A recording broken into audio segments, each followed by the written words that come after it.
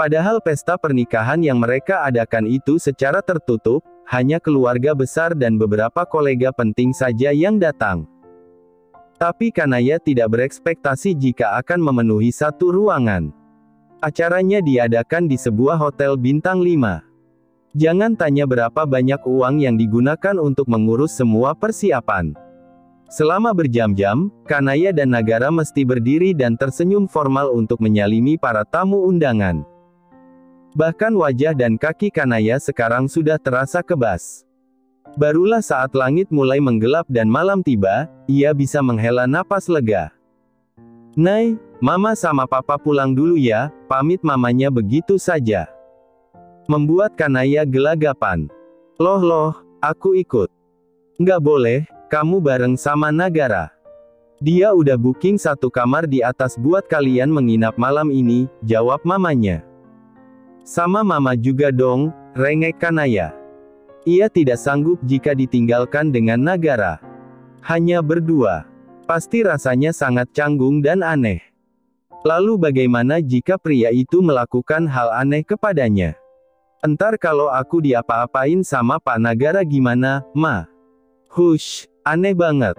Kan udah suami istri, Nay." "Nggak apa-apa dong," balas mamanya. Tidak ada gunanya merengek pada mamanya. Kanaya lantas menatap sang papa dengan raut wajah memohon. "Pa, Nay ikut pulang ya. Harus ikut Nagara. Sekarang dia yang bertanggung jawab atas kamu," tegas papanya. Akhirnya Kanaya menatap kepergian kedua orang tuanya dengan wajah memelas. Sampai suara Nagara menginterupsi. "Mau bengong di situ sampai kapan? Ayo." "Kemana, Pak?" tanya Kanaya. Kanaya mengangkat sedikit gaun putih yang ia kenakan agar tidak tersandung saat berjalan. Lantas mengekori langkah Nagara. "Kamar kita," jawabnya singkat dan tetap melenggang cepat, meninggalkan Kanaya yang kini terseok-seok untuk mengejar.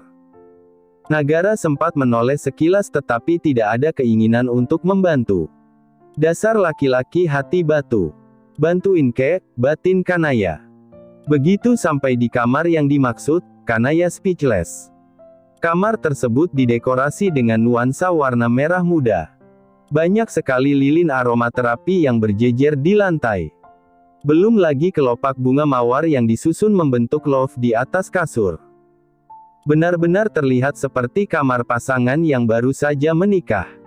"Mau kamu atau saya dulu yang mandi?" tanya Nagara dari sisi sebelah kiri. Dia habis membuka jas miliknya dan diletakkan di sandaran kursi. Kini menatap ke arah Kanaya menunggu jawaban gadis tersebut. Sembari membuka dua kancing di lengannya. Kemudian membuka dua kancing teratas kemejanya.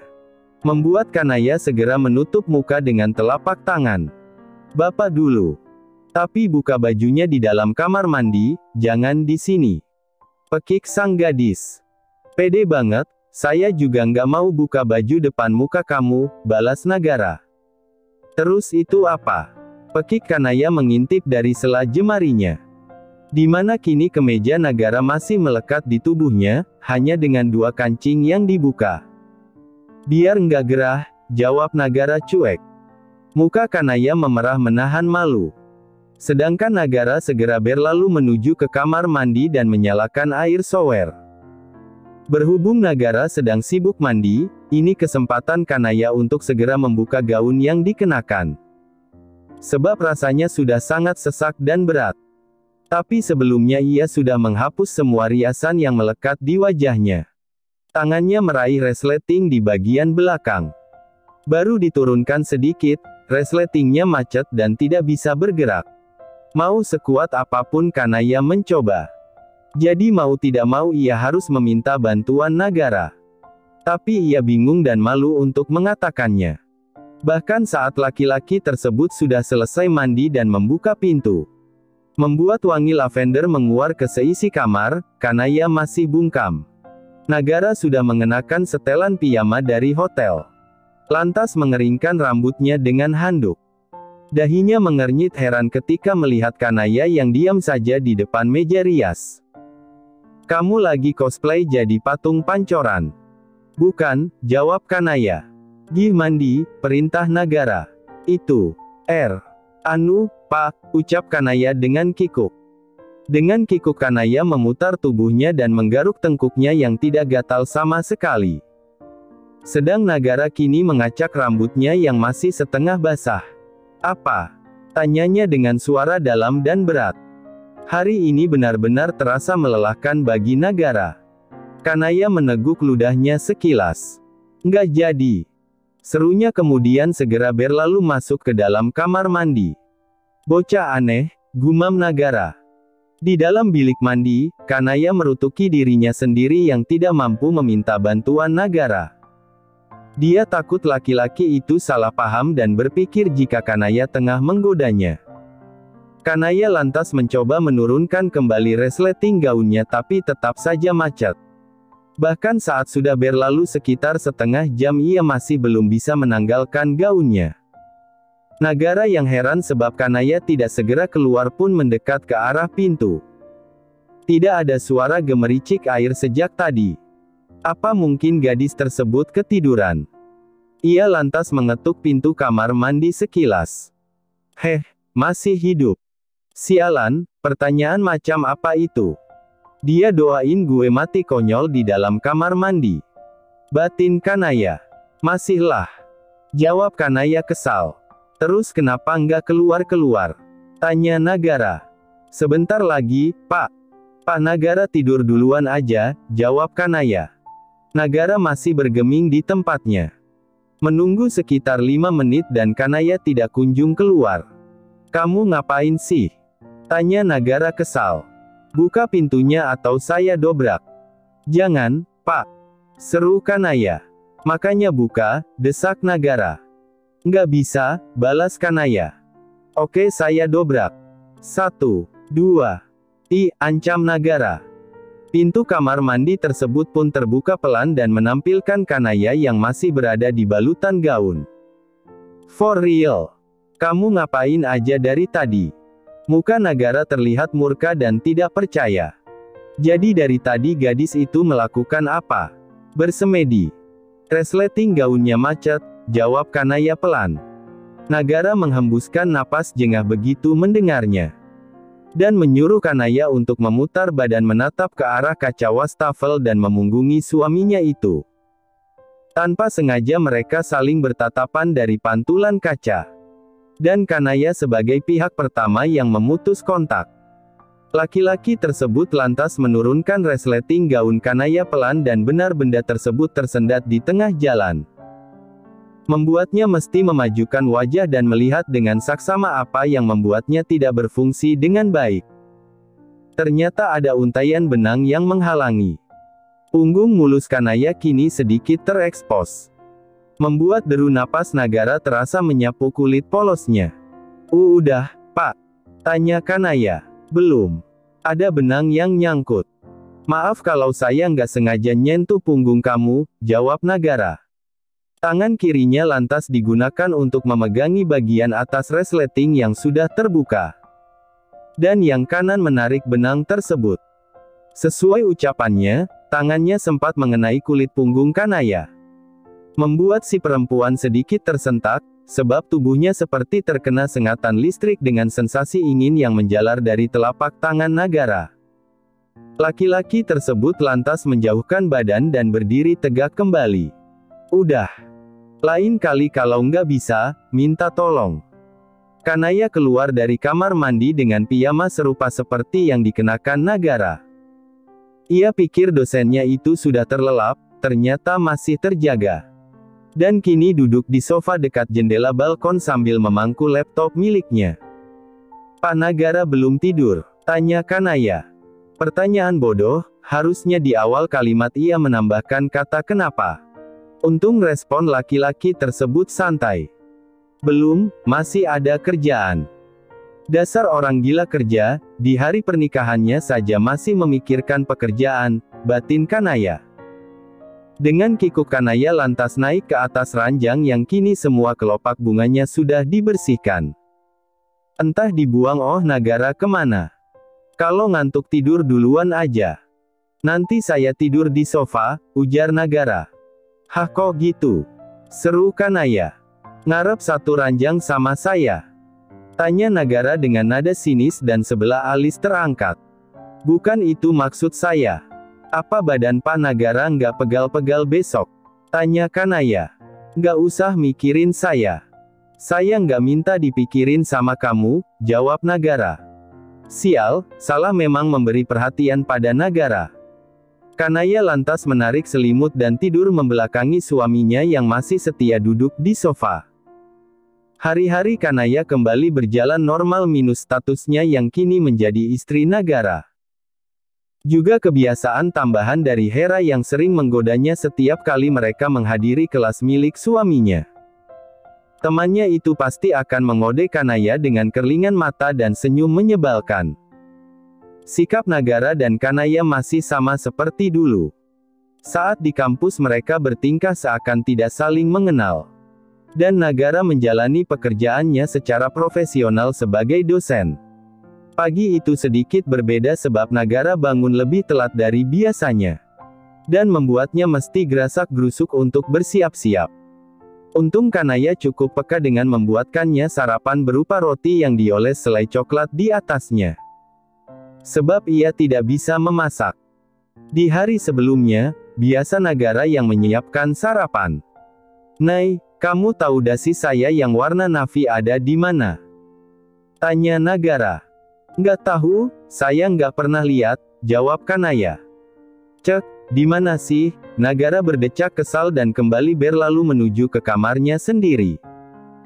Selepas acara pernikahan, Kanaya segera diboyong oleh Nagara menuju apartemen laki-laki tersebut.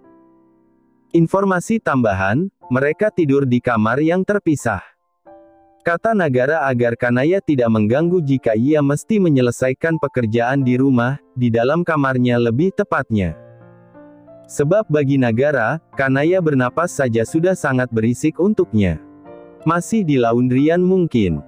Pakai dasi lain juga bisa kan, Pak? Saran Kanaya. Nggak bisa. Nggak mau. Nggak bakal cocok sama kemeja saya yang ini, tegas Nagara. Riwa amat nih laki satu, batin Kanaya. Dia lantas memutar bola matanya. Baru beberapa hari tinggal seatap saja dia sudah tahu jika Nagara itu tipikal laki-laki yang perfeksionis bukan main. Dicari entaran lagi, ini sarapan dulu, ucap Kanaya sambil menunjuk roti di depannya. Ia sendiri tengah mengunyah sarapannya. Tumben bikinin sarapan. Inisiatif jadi istri yang baik. Tanya Nagara. Salah mulu kayaknya saya di mata bapak ya, celetuk Kanaya. Emang, jawab Nagara. Ingin sekali rasanya Kanaya mencekik leher suaminya itu sampai kehabisan napas saking kesalnya. Tapi ia tahan dan hanya tersenyum masam. Baik. Itu dia materi untuk hari ini. Sebelum saya akhiri, ada pertanyaan. Tanya Nagara. Suasana kelas mendadak senyap.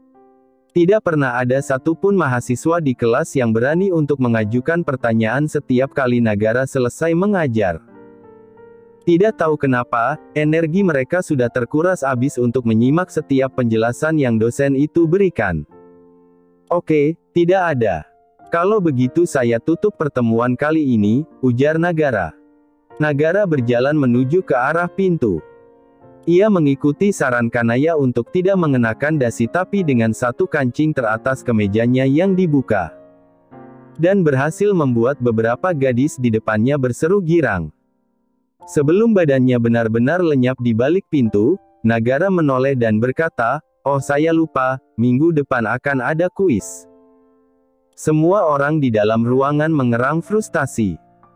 Kuis yang diberikan oleh Nagara di mata kuliahnya itu jenis kuis yang mungkin hanya bisa dipecahkan oleh anak terpintar di kelas.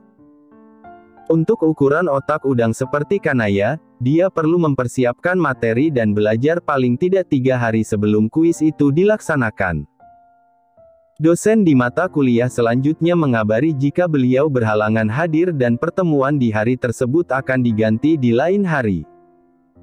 Alhasil Kanaya dan beberapa teman sekelasnya memilih duduk-duduk santai di kantin sambil memesan makan, sebelum memutuskan untuk pulang.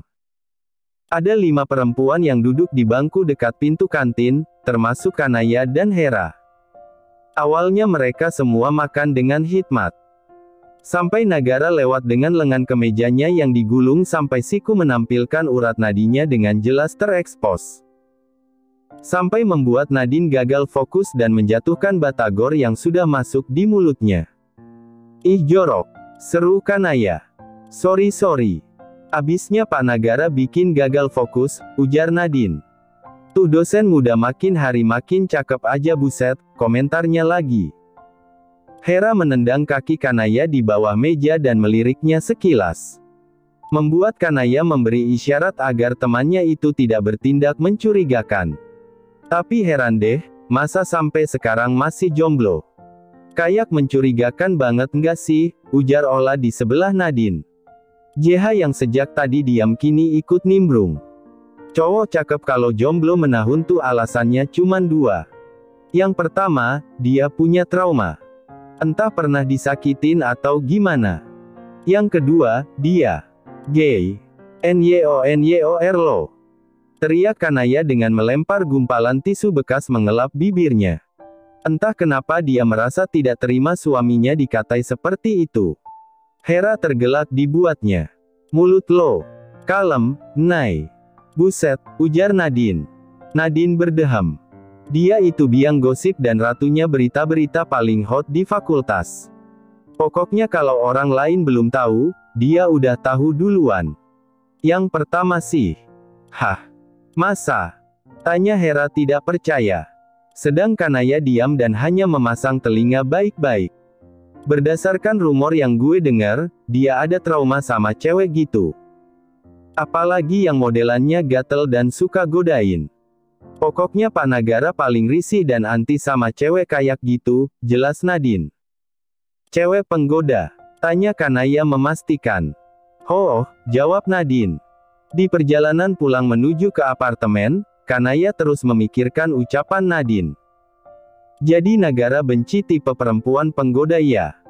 Mungkin ini ide yang sangat gila dan di luar karakter Kanaya sekali.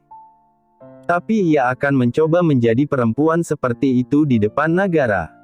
Agar laki-laki itu muak dan risih lalu segera menceraikannya. Kemudian Kanaya kembali bebas. "Kakek, maaf bukannya Kanaya tidak yakin dengan pilihan kakek. Tapi menurut Kanaya dia bukan yang terbaik. Terburuk malah," batin Kanaya. "Oke, Kanaya akan mulai menjalankan rencana gilanya itu mulai nanti malam saat Nagara sudah pulang. Lihat saja, sejauh mana laki-laki itu akan bertahan untuk tidak meminta pisah dengannya." Langkah awal yang Kanaya lakukan adalah memakai baju tidur minim bahan, yang sedikit memamerkan belahan dadanya. "Gue berasa jadi cewek nggak bener gini," gumamnya. Ia lantas menggelengkan kepala. Memang itu niatnya. Agar Nagara berpikir seperti itu juga. Suara pintu apartemen dibuka. Dan langkah kaki terdengar. Kanaya menunggu dengan jantung berdebar di balik pintu kamarnya sendiri. Sekitar setengah jam meyakinkan dirinya sendiri. Akhirnya ia keluar dan beruntung Nagara sudah bersih-bersih dan kini mengenakan pakaian rumahan di dalam ruang kerjanya dengan pintunya terbuka lebar. Sedang duduk di belakang meja dengan menatap serius ke arah laptop. Ruangan tersebut memang terpisah dengan 2 kamar mereka. Kanaya berdeham pelan. Dia mesti mengganti nada suaranya agar terkesan lembut dan manja. "Hai, Pak Nagara," sapanya dengan hanya memperlihatkan kepala. Nagara menatap dirinya sekilas dan berdeham pelan sebelum kembali fokus pada pekerjaannya. Seakan tidak terganggu dengan cara bicara Kanaya yang terkesan berbeda. Merasa diacuhkan, Kanaya kini mencoba lebih berani dan tandang masuk ke dalam. Kakinya sedikit bergetar dan ia menggigit bibir bawahnya sendiri. Tidak, Kanaya tidak boleh gentar. Dan entah keberanian dari mana ia lantas menghampiri Nagara dan dengan cepat duduk menyamping di pangkuannya. Kedua tangannya melingkar di leher suaminya tersebut. "Mas, masa istrinya dianggurin sih?" ujar Kanaya. "Terima kasih sudah menonton, guys. Jangan lupa klik like jika kalian menikmati cerita ini, subscribe untuk update konten seru lainnya, Dan tinggalkan komentar di bawah tentang apa yang kalian pikirkan atau cerita apa yang ingin kalian dengar selanjutnya. Dukungan kalian sangat berarti. Sampai jumpa di video berikutnya.